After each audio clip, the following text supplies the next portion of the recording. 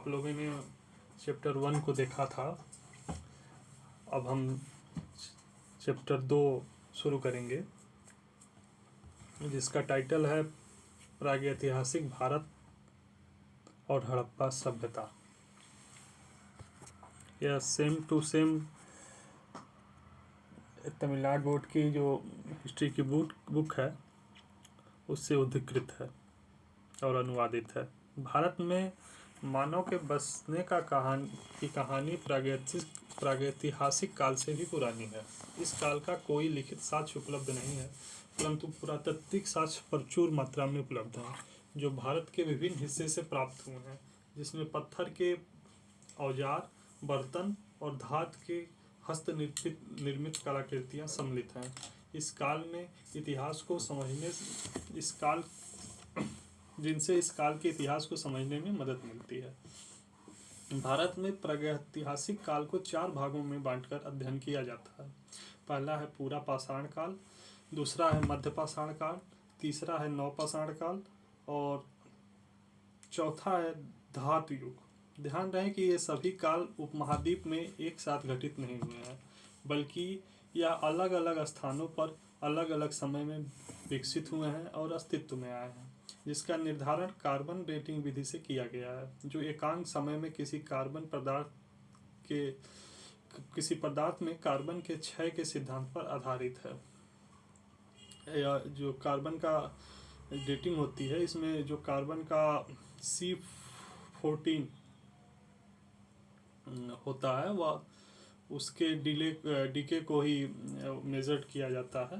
खैर, दूसरी काल निर्धारण विधि को डेंड्रोकाइनोलॉजी कहते हैं, जो कटे हुए पेड़ों के तने में छल्लों को गिनकर उसकी आयु को निर्धारित करने का वैज्ञानिक तरीका है। जो जब आप पेड़ कटा हुआ देखेंगे, जो खासकर से आरी वगैरह से कटा होता है, तो आप उसमें बने कुछ छल्ले पाएंगे, उनको गिनकर उस पेड़ की आयु का पता लगा लिया जाता है। तो देखिए, पूरा पाषाण काल। भारत में पूरा पाषाण स्थल बड़ी मात्रा में पाए गए हैं, जो संभवतः जल स्रोतों के किनारे स्थित हैं। कुछ चट्टानी आश्रयगृह गुफाएं भी पूरा पाषाण काल के लोगों द्वारा उपयोग में की जाती थी, जो उपमहाद्वीप के कई स्थानों पर मिलती हैं। पूरा पाषाण के लोग झोपड़ियों में भी रहा करते थे। कुछ प्रसिद्ध पुरातात्विक स्थल निम्न उल्लेखित हैं: सोन घाटी और पोटवारा का पठार, जो उत्तर पश्चिम में अवस्थित है। उत्तर भारत का शिवालिक पर्वत श्रृंखला, भीमबेटका की गुफाएं, नर्मदा घाटी की आदमगढ़ गुफा, आंध्र प्रदेश की कुरनूल गुफा, चेन्नई के पास बसा अंतरीपक्कम। पूरा पाषाण काल में जानवरों का शिकार, खाने वाले पौधे, कंदमूल इत्यादि भोजन के प्रमुख स्रोत थे। इसलिए पूरा पाषाण काल के लोगों को शिकारी और संग्राही कहा गया। जानवरों का शिकार पत्थर से बने हथियारों से किया जाता था, जो साधारणतः क्वार्टाजाइट के बने होते थे। आज भी नदियों की तलहटियों में पाए जाते हैं। बड़े जानवरों का शिकार शायद बड़े समूहों द्वारा ही संभव था, जिनके लिए बड़े औजारों का प्रयोग होता था। उनकी भाषा के विषय में अभी तक कोई खास जानकारी नहीं मिल पाई है।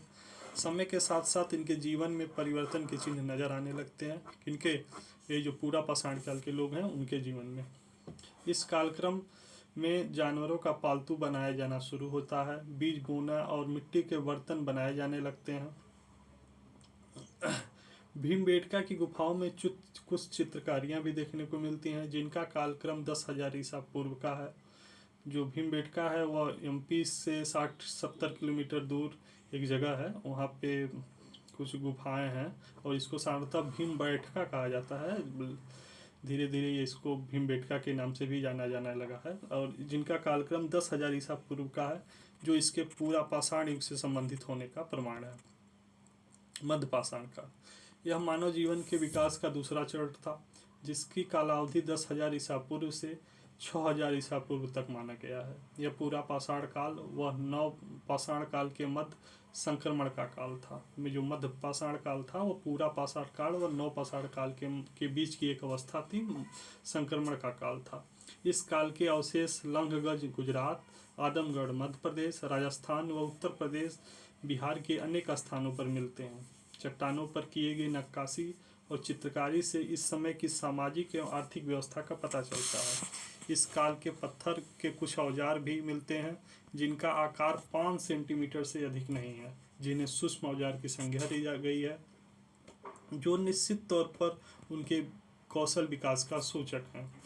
वस्तुतः उनका जीवन शिकारी संग्राहक का ही बना रहा।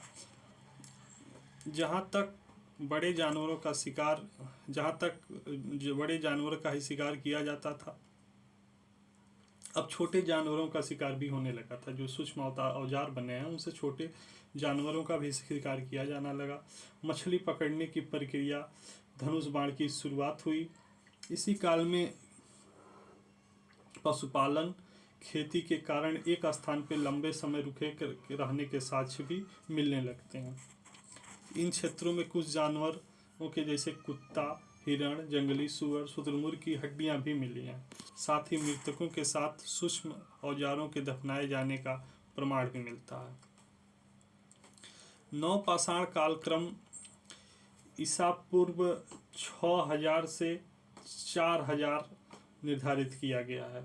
इस काल के पुरातत्व स्थल कश्मीर घाटी, बिहार के चिनाब में, उत्तर प्रदेश की बेलन घाटी में और दक्कन के कई स्थानों से प्राप्त हैं। जो उत्तर प्रदेश का इलाहाबाद का इलाका है, वहीं कौशाम्बी के पास बेलन नदी है, उसी को उत्तर प्रदेश की बेलन घाटी कहा गया है।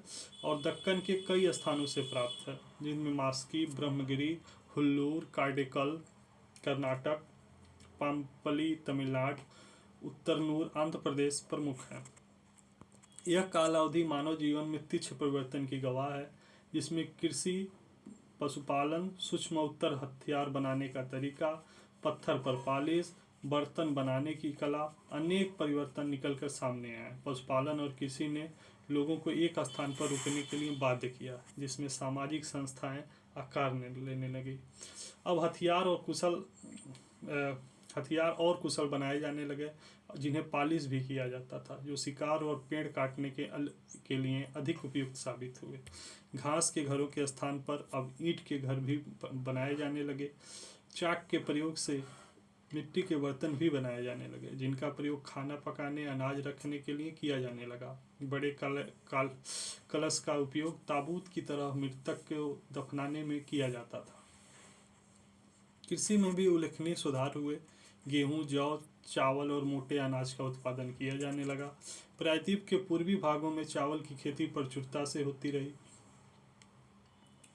बकरी, भेड़, भैंसें जानवरों को बड़े पैमाने पर पाला जाने लगा।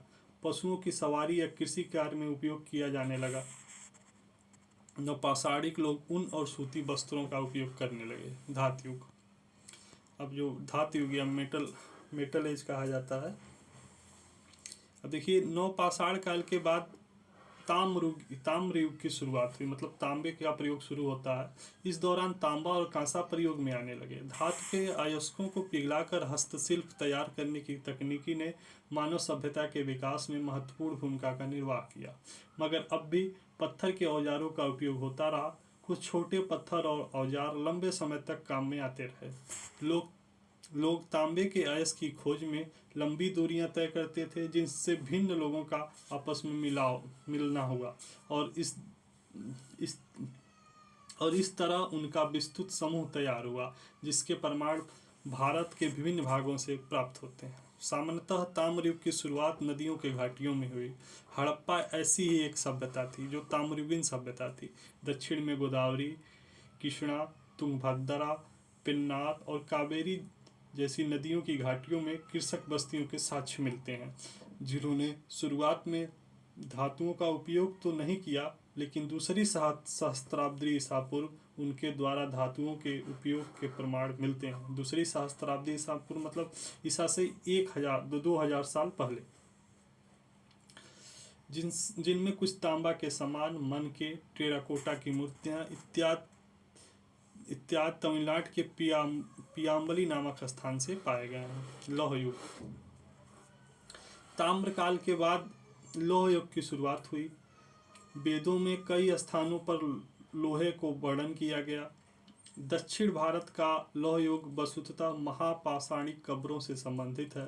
कर्नाटक के हिल्लूर तथा मास्की, आंध्र प्रदेश के नागरकुंडा और तमिलनाडु के अदिम चेन्नूर जैसी जगहों पर पाए जाने वाली महापाषाणिक कब्रों में काले और लाल मृदभांड मृदभांड मतलब मिट्टी के कलश, लौह हस्तशिल्प जैसे फावड़ा, हंसिया और कई छोटे औजार पाए गए।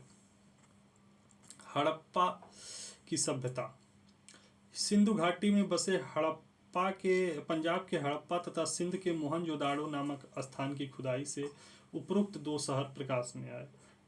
जब पश्चिमी पंजाब में हड़प्पा और सिंध में मोहनजोदाड़ो, जिससे शुरुआत में सिंधु घाटी की सभ्यता कहा गया, बाद में इसे सिंधु सभ्यता के नाम से जाना गया, जिसका कारण सिंधु घाटी के अलावा अन्य पुरातात्विक स्थल का पाया जाना था।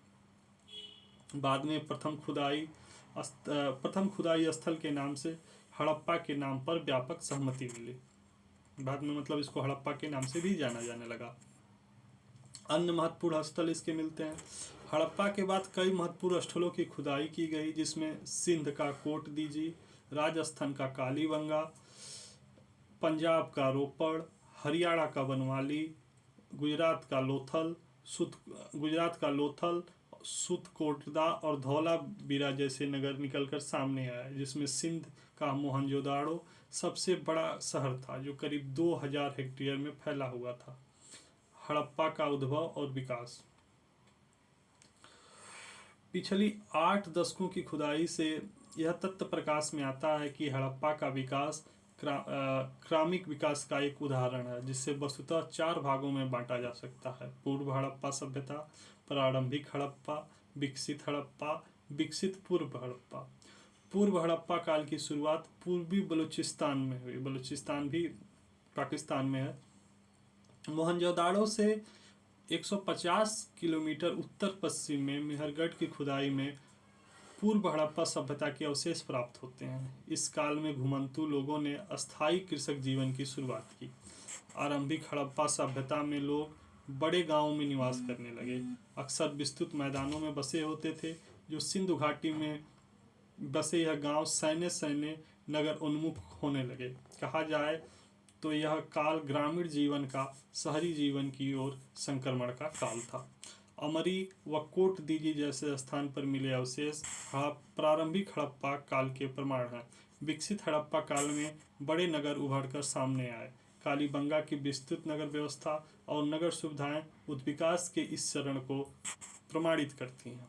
विकसित पूर्व हड़प्पा सभ्यता में सिंधु सभ्यता के अवसान का प्रारंभ होता है। लोथल से मिले पुरातात्विक प्रमाण इस तथ्य की पुष्टि करते हैं। लोथल गुजरात का एक पुरातात्विक स्थल है, जो तत्कालीन बंदरगाह था, जिसे बाढ़ से सुरक्षा के लिए चारों ओर ईंट से घेर दिया गया था। लोथल एक बड़ा विनिमय केंद्र था, जो तत्कालीन भारत के अन्य सभ्यताओं के अलावा मेसोपोटामिया से भी जुड़ा हुआ था। हड़प्पा सभ्यता की तिथि के संबंध में वर्ष 1931 में सर जॉनसन मार्शल ने मोहनजोदाड़ो का काल 3250 ईसा पूर्व से 2750 ईसा पूर्व का बताया। तत्पश्चात नए उत्खननों से प्राप्त प्रमाणों के आधार पर यह तिथि परिवर्तित होती रही। रेडियो कार्बन से तिथि ज्ञात करने की तकनीक ने निश्चित और वास्तविक तिथि के निर्धारण को आसान बनाया। वर्ष 1956 में फेयर सर्विस नामक विद्वान ने हड़प्पा सभ्यता को 2000 ईसा पूर्व से 1500 ईसा पूर्व का बताया। वर्ष 1954 में डीपी अग्रवाल ने हड़प्पा का कालक्रम 2300 ईसा पूर्व से 1750 ईसा पूर्व निर्धारित किया। वस्तुतः इस कालावधि में भी संशोधन संभव है। हड़प्पा सभ्यता की प्रमुख विशेषताएं। हड़प्पा की नगर योजना अद्वितीय थी, जो ग्रिड प्रणाली पर आधारित थी। गलियां एक दूसरे पर को समकोण पर काटती थीं, जो शहर को कई आयताकार हिस्सों में बांट देती थीं। हड़प्पा, मोहनजोदाड़ो और कालीबंगा में प्रत्येक में एक गढ़नुमा संरचना मिलती है, जो मिट्टी के ईंटों के ढेर से निर्मित है। गढ़ के नीचे निचला शहर स्थित है। गढ़ या दुर्ग, जिससे ईंट के निर्मित कई इमारतें हैं, जो संभवतः आम जनता के रहने हेतु उपयोग में लाई जाती थीं। पक्की ईंटों का उपयोग और पत्थर से निर्मित इमारतों का अभाव इस शहर की मुख्य विशेषता है। दूसरी उल्लेखनीय विशेषता विकसित सीवर प्रणाली का होना है, जो सभी घरों से जुड़ी हुई होती थी और भूमिगत होती है, जिनको पत्थर या ईंट से ढक दिया जाता था। मोहनजोदाड़ो में मिला विस्तृत स्नानागार उल्लेखनीय है, जो 39 फीट लंबा, 23 फीट चौड़ा तथा 8 फीट गहरा है, जिसकी सीढ़ियां ऊपरी सतह तक जाती हैं। सतह पक्की ईंटों से निर्मित है। इसके चारों तरफ कपड़े बदलने के लिए कमरे बनाए गए हैं। पानी इसमें सटे एक बड़े कुएं से निकाला जाता था। पानी खराब हो जाने पर एक नाली द्वारा बाहर निकाल दिया जाता था। इस स्नानागार का उपयोग किसी रिवाज या परंपरा से संबंधित था। विशाल स्नानागार मोहनजोदाड़ो की सबसे बड़ी संरचना थी, जो करीब 150 फीट लंबा और 50 फीट चौड़ा है। इसके अलावा ऊपरी दुर्ग में भी 6 अन्नागार मिलते हैं। अन्नागार मतलब जहाँ अनाज रखा जाता है। आर्थिक जीवन इस समय अर्थव्यवस्था के सभी क्षेत्रों जैसे कृषि, उद्योग, हस्तशिल्प तथा व्यापार में विकास के लक्षण दिखते हैं। गेहूं और जौ मुख्य फसलें होती थीं। इसके साथ साथ तिल, कपास की भी खेती होती थी। भेड़, बकरी और भैंस जानवर पालतू बना लिए गए। घोड़े के उपयोग के विषय में अस्पष्टता नहीं है। हिरण जैसे कुछ जानवर को शिकार भोजन के लिए किया जाता था। सुनार, जुलाहे, ईंट बनाने वाले, पत्थर काटने वाले, नाव बनाने वाले तथा मिट्टी की मूर्तियां बनाने वाले जैसे कारीगर वर्गों का इस समय उदय हो रहा था। कांसे और तांबों के बर्तन के अलावा काले मृतभाट के अवशेष ईश्वर इंगित करते हैं। मनकों का निर्माण बहुमूल्य पत्थरों से किया जाता था। आंतरिक व्यापार देश के विभिन्न भागों से होता था। विदेशी व्यापार मुख्यतः मेसोपोटामिया, अफगानिस्तान तथा ईरान से संबंध था, जहाँ से सोना, तांबा, टीन तथा बहुत से अर्धमहमूल पत्थर मंगाए जाते थे। गेहूं और जौ, दाल, तिलहन और विभिन्न तरह की तैयार वस्तुएं जैसे सूती वस्त्र, मिट्टी के बर्तन, टेराकोटा के सामान, हाथी दांत से बने वस्तुएं इत्यादि का भी आयात किया जाता था। यह सुमेरियन सभ्यता के लोगों से व्यापार के भी पर्याप्त साक्ष्य भी मौजूद है। मेसोपोटामिया में हड़प्पाई मुहरों का मिलना इस बात का संकेत देता है। व्यापार वस्तु विनिमय के माध्यम से होता था। हड़प्पा से प्राप्त मुहरें और मिट्टी की कलाकृतियों से बैलगाड़ी तथा बैल जुताई के भी संकेत मिलते हैं तथा नावों के प्रयोग की भी जानकारी मिलती है। हड़प्पा का सामाजिक जीवन सामाजिक जीवन को समझने के लिए पर्याप्त साक्ष्य उपलब्ध हैं। स्त्री और पुरुष दोनों के कपड़े मुख्यतः 2 भागों, ऊपरी हिस्से और निचले हिस्से को मिलाकर बनाए जाते थे।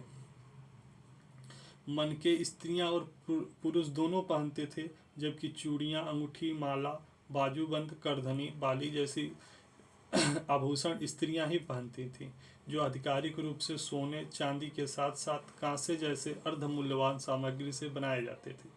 श्रृंगार के प्रसाधनों का प्रयोग आम था। इसके अलावा मोहनजोदाड़ो के घरों में पाए जाने वाली वस्तुएं जैसे बर्तन, सुई, चाकू, मछली का कांटा जैसी वस्तुएं तांबे की बनी होती थीं। खिलौने मिट्टी के बनाए जाते थे, जिसमें बैलगाड़ी, गेंद और पासा प्रमुख थे। मछली पकड़ना, शिकार करना, बैलों को लड़ाना लोगों का प्रमुख मनोरंजन के साधन थे। कई प्रकार के हथियार जैसे कुल्हाड़ी, खंती, तीर और धनुष तांबे अथवा कांसे के बने होते थे। कला हड़प्पा काल की मूर्तियां उच्च काल का कला का प्रतिनिधित्व करती हैं। आदमी, औरत, जंतु तथा चिड़िया के चित्र टेराकोटा से बनाए जाते थे और ऐसे ही चित्र मुहरों पर भी उकेरे जाते थे, जो उस काल के लोगों का कला कौशल में प्रवीणता का अच्छा प्रमाण है। मोहनजोदाड़ो में पाई जाने वाली नृत्यांगना की मूर्ति उस काल के कला की सर्वोच्चता को प्रकट करती है, जिसमें उसका बायां हाथ उसकी अपनी कमर पे है, दाहिना हाथ चूड़ियों से भरा है तथा आराम की मुद्रा में। हड़प्पा से मिले 2 पत्थर की मूर्तियां, जिसमें से पहला आदमी के पिछले हिस्से को इंगित करता है तथा दूसरे किसी नर्तकी को। हड़प्पा काल की मूर्तिकला का यह श्रेष्ठ उदाहरण है। हड़प्पा से मिले विभिन्न प्रकार के बर्तन, जो विभिन्न प्रकार से पालिश किए गए हैं, जो उत्कृष्ट किस्म की कला की पहचान है। इन पर उत्कीर्ण ज्यामितीय कलाएं जैसे रेखा, वृत्त, पेड़ तथा उनकी पत्तियां ज्यामिति ज्ञान का द्योतक है। इसके अलावा कुछ बर्तनों पर मछली और मोर जैसे जंतु की भी चित्र उत्कीर्ण है। लिपि हड़प्पा काल की लिपि को अभी तक पढ़ा नहीं गया है। इसमें 400 से 600 तक चिन्ह है। इनमें 400 से 40 से 60 मूल चिन्ह माने जाते हैं। जो 400 से 600 चिन्ह हैं और इनमें से 40 से 60 जो होते हैं मूल्य चिन्ह माने जाते हैं तथा शेष इन मूलों से उत्पन्न कहे गए हैं, जो दाएं से बाएं की ओर लिखे जाते थे। कुछ मुहरों पर अधिक क्रम विन्यासित प्रकार से उत्कीर्ण किए गए हैं। अधिक क्रम विन्यासित मतलब दाहिने से बाएं गए और बाएं से फिर दाहिने आए, फिर दाहिने से बाएं गए, इस तरह के विन्यास को अधिक्रम विन्यासित कहा जाता है। कुछ मुहरों पर अधिक्रम विन्यासित प्रकार से भी उत्कीर्ण किए गए हैं। पर पोला और सैंडवियन विचारधारा के विद्वान हड़प्पाई लिपि को द्रविड़ लिपि से संबंधित मानते हैं। सोवियत विद्वान भी इस तथ्य से सहमत हैं, जबकि दूसरे विद्वानों की राय अलग है, जो इसे ब्राह्मी लिपि से संबंधित मानते हैं। अतः हड़प्पा लिपि का रहस्य अभी भी प्रकट नहीं है। हड़प्पा लिपि का पढ़े जाने के बाद ही इसका रहस्योद्घाटन संभव है। धर्म मुहरें, टेराकोटा से बनी वस्तुएं, मूर्तियां तथा ताम्रपत्र जैसे पुरातात्विक अवशेष हड़प्पा के धार्मिक जीवन पर प्रकाश डालते हैं। मुख्य देवता पशुपति या अयाद शिव प्रतीत होता है। योग मुद्रा में ध्यानमग्न है, जिसके 3 शीश हैं और 2 सिंग हैं, जिसको 4 जानवर हाथी, बाघ, गेंडा, भैंसा घेरे हुए बैठे हैं। 2 हिरण उसके पैरों के पास बैठे हैं। यह दृश्य एक मोहर पर उत्कीर्ण किया गया है। मुख्य देवी मातृ देवी थी, जिसकी एक टेराकोट की मूर्ति प्राप्त हुई है। लिंग पूजा का भी प्रचलन प्रतीत होता है। इसके अलावा जानवरों की पूजा भी की जाती थी। हड़प्पा समाज में भूत प्रेत की भी मान्यता प्रतीत होती है, जिससे बचने के लिए ताबीज पहनी जाती थी। समाधान की प्रक्रिया। समाधान की प्रक्रिया में मोहनजोदाड़ो, हड़प्पा, कालीबंगा, लोथल तथा रोपड़ में मिले समाधान मोहनजोदाड़ो के लोगों के समाधान प्रक्रिया पर प्रकाश डालते हैं, जिसमें पूर्ण समाधान तथा अंतिम संस्कार के बाद समाधान जैसे प्रकार प्रचलित थे। लोथल में मिले समाधान को पकी ईंटों से ढका गया है। यह कुछ ताबूत जैसा प्रतीत होता है। हड़प्पा में लकड़ी के ताबूत भी पाए गए हैं। लोथल में गहरे गड्ढे में समाधान की प्रक्रिया को पूरा किया गया है, जिसके जोड़े में कंकाल मिले हैं, जबकि सती प्रथा के प्रचलन की पुष्टि नहीं होती है। हड़प्पा सभ्यता का पतन। हड़प्पा सभ्यता के पतन के विषय में कोई भी एक मत स्वीकार्य नहीं है, जबकि इस संबंध में बहुत से सिद्धांत दिए गए हैं, जो विभिन्न प्राकृतिक आपदाओं जैसे बाढ़, नदियों का सूखना, मिट्टी की उर्वरता का कम हो जाना, भूकंप जैसे कारण बताते हैं, जिसमें हड़प्पा सभ्यता का पतन हुआ होगा। कुछ विद्वानों के अनुसार इन सभी कारणों को झेलने के बाद हड़प्पा का अस्तित्व रहा होगा, जिसे संभवतः आर्यों के आक्रमण ने नष्ट किया होगा।